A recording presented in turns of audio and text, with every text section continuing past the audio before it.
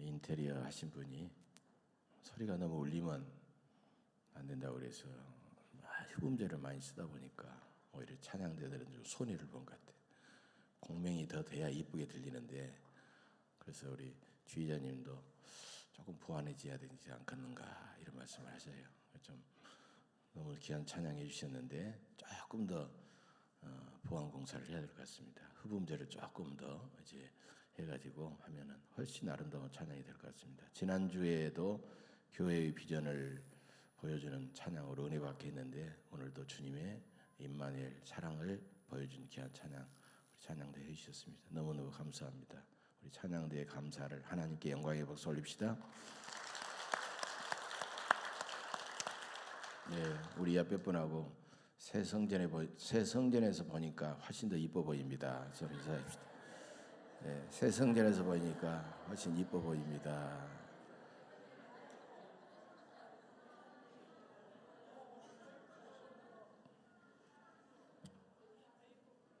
네.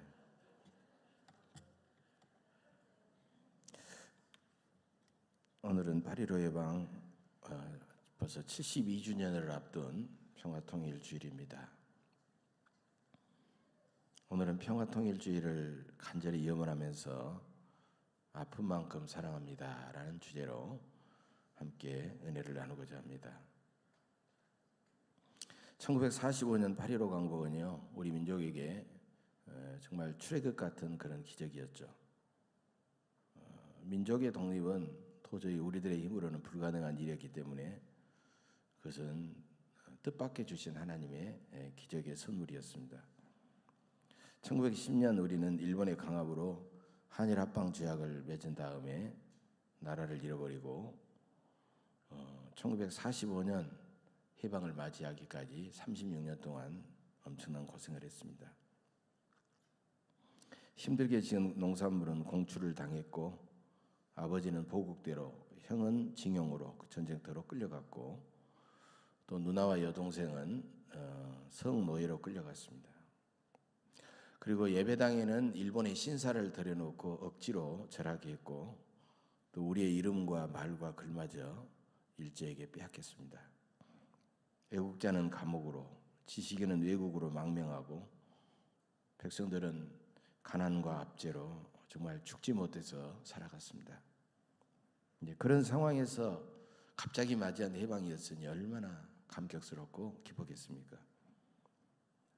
그러나 해방도 잠깐, 해방의 기쁨도 잠깐이고, 우리는 해방이 되자마자 남북으로 분단되어 남쪽에는 미군이 주둔하고 북쪽에는 소련군이 주둔하게 되었습니다. 전쟁을 일으켰던 전범국 일본과 독일이 분단되었다면 이해가 됐지만, 전쟁의 희생자인 우리 민족의 분단은 너무너무 억울한 그런 일이었죠. 그리고 분단 상황에서 서로 대치하다가 일어난 6.25 전쟁은 어찌 보면 불을 보듯 뻔한 일이었습니다.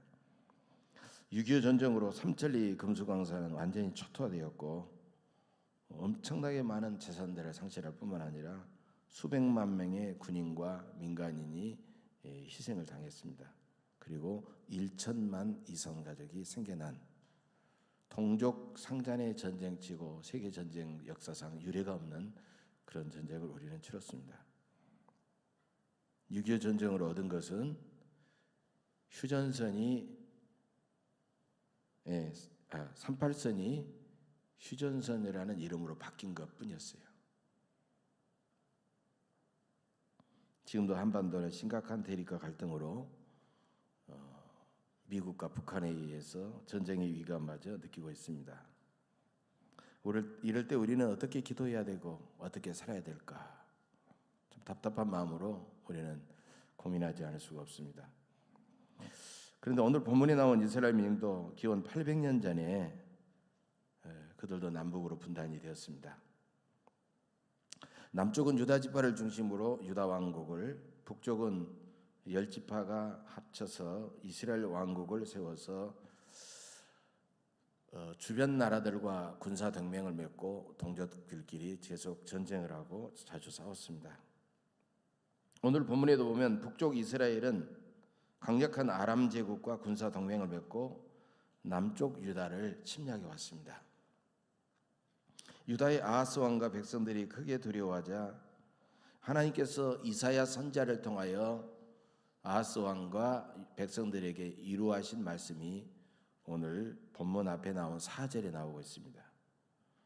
이들은 연기나는 두 부직갱이 구루터기에 불과하니 두려워하지 말며 낙심하지 말라. 그들의 침략은 절대 성공하지 못할 것이다. 엄청난 주님의 위로의 말씀이었습니다.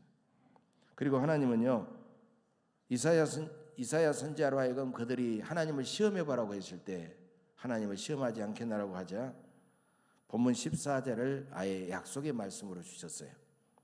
그러므로 주께서 친히 징조를 너에게 주실 것이라. 보라, 처녀가 잉태하여 아들을 낳을 것이요 그의 이름을 임마누엘이라 하리라. 흔히 메시아, 즉 예수님의 탄생 예언으로 자주 읽고 있는 이 말씀은 과연 이 상황에서 무슨 뜻이겠습니까? 여러분, 약한 군대가 강한 군대를 물리치는 것이 어려울까요? 아니면 처녀가 잉태하여 아들을 낳는 일이 어려울까요? 두말할 필요 없죠. 여러분, 성경과 역사를 보면 약한 군대가 강한 군대를 물리친 예는 전술이라든가 여러 가지 요인 때문에 얼마든지 있었습니다. 그러나 처녀가, 남자도 모르는 처녀가 자기 혼자서 잉태하는 일은 그것은 도저히 불가능한 일입니다.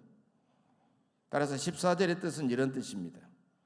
나는 처녀가 잉태하는 불가능한 사건을 통해서 인류를 구원하는 전능자요 창조자이니라. 이 어려운 전쟁에서 너희를 승리하게 하시고 너희를 구원하는 일이 뭐가 그리 어렵겠느냐 라는 이 주님의 놀라운 위로의 약속입니다. 한국교회는 오랫동안 중국과 러시아 땅에 선교의 문을 열어달라고 기도해 왔지만 무신론 공산주의 국가들이기 때문에 대단히 어려운 일로, 불가능한 일로 느끼기도 했습니다. 그러나 어느 날 하루아침에 중국 땅에 선교의 문이 열리고 러시아 땅에도 선교의 문이 활짝 열려서 복음이 활발하게 전해지고 있고, 지금 중국 같은 경우는 우리 인구의 거의 4-5배가 넘는 사람 그리스도인이 생겨나고 있습니다. 우리 민족의 평화 통일과 북한 선교도 여러분 마찬가지입니다. 우리는 처녀 마리아의 몸에다가 예수님을 보내주신 전능하신 하나님만 믿고 기도해야 합니다. 북한 땅을 주님의 십자가 사랑의 눈으로 바라볼 수 있어야 됩니다. 북한 선교의 가장 큰 대적은 무엇일까요? 북한 선교의 가장 큰 걸림돌, 그것은 북한 선교는 불가능하다, 북한 선교는 열릴 수가 없다라고 비관적으로 바라보는 것입니다. 여러분, 북한 선교를 불가능한 것으로 그렇게 생각하고 비관하는 것은 전능하신 하나님을 믿지 못하는 그런 불신앙이라는 겁니다. 처녀가 잉태하여 아들을 낳게 하시는 전능하신 하나님께서 휴전선 하나를 못 없애실까요? 철의 장막 같은 북한의 문을 하나님께서 못 여실까요? 하나님께서 북한의 의료품과 순종하고 사랑의 사람들을 통하여 의료품도 보내고 비료도 보내고 쌀도 보내고 여러 가지를 다 보내셨는데 저 북한 땅에 선교사를 못 보내실까요? 얼마든지 하실 수 있습니다. 하나님은 지금도 우리와 임마누엘 하십니다. 하나님은 우리 민족과 함께 계셨고 지금도 우리와 함께 계신 줄로 믿습니다. 한국교회와 함께 하신 하나님은 저 북한 동포들과도 함께 계신 줄로 믿습니다. 하나님은 북한 동포들을 구원하기를 원하십니다. 이미 그들을 구원했고 무신론 공산주의에 의해서 그들이 쫓겨났고 지금도 지하에서 숨어 기도하는 성도들이 있는데 하나님은 어찌 그 북한 동포들을 포기하시겠습니까? 바로 이것이 우리의 비전이 되어야 되고 기도의 사명이 되어야 될 줄로 믿습니다. 사실은요, 민족 통일을 하는데 엄청난 천문학적인 통일 비용이 들어간다고 합니다. 그래서 우리는 통일하지 말고 분단된 채로 서로 평화협정 정도 맺고 이렇게 살아가는 것이 좋지 않느냐, 그렇게 많은 생각을 합니다. 그렇게 반대했던 사람들은 많은 것을 소유했던 사회 기득권층들, 사회 지도자들이라고 하는 겁니다. 왜? 그들이 다 많은 것을 내놔야 되기 때문에 그들이 반대하고 있다는 것입니다. 그러나 여러분, 그것은 절대로 하나님의 뜻이 아닌 겁니다. 아무리 야곱과 에서가 갈라졌다고 하더라도 하나님은 반드시 야곱을 승리하게 하고 성공하게 해서 에서를 만나게 해서 화해하게 하시는 하나님이십니다. 만나서 얻어지고 만나서 뭐가 주어지는 것이 아니라 만남 그 자체가 하나님의 뜻이고 하나님이 원하시는 거라는 겁니다. 통일의 대가가 얼마가 되든지 우리는 당연히 지불하고 민족의 평화 통일을 위해서 기도하고 이 일을 우리는 추진해야 됩니다. 우리는 불쌍한 북한 동포들을 위해서 눈물로 기도해야 됩니다. 예수님의 멸망이 가까운 줄도 모르고 타락해가는 예루살렘 성을 내려다보시면서 너도 오늘날 평화에 관한 일을 알았다면 좋을 뻔하였을 것이라고 눈물로 탄식하셨습니다. 8.15 광복 후 72년이 지난 지금 북한은 세계에서 가장 가난한 나라 중에 한 나라가 되었습니다. 국제인권감시단체 프리덤 하우스에 따르면 북한은 지금까지 72년 동안 정치적인 자유도 전혀 없고 식량도 없고 예수님의 십자가 복음도 사라져버리고 오직 핵무기만 만들고 있는 가장 비참하고 불행한 나라가 되었습니다. 그런데 우리는 휴전선을 사이에 놓고 바로 우리는 세계 9위의 경제대국을 이루고 있다는 겁니다. 이것은 무엇을 의미할까요? 하나님을 외면하고 십자가의 복음을 외면한 나라는 반드시 가난해질 수밖에 없고 비참해질 수밖에 없지만 우리같이 하나님을 잘 믿는 그런 나라는 반드시 하나님께서 풍성한 복을 내려주신다는 것을 역사가 바로 우리 민족의 역사가 증명해주고 있다는 것입니다. 그렇다면 우리는 북한 동포들에게 복음을 전하고 복음으로 그들을 구원해내야 될 줄로 믿습니다. 우리 민족이 하루빨리 평화 통일을 이루어서 세계 열방에 나아가서 땅끝까지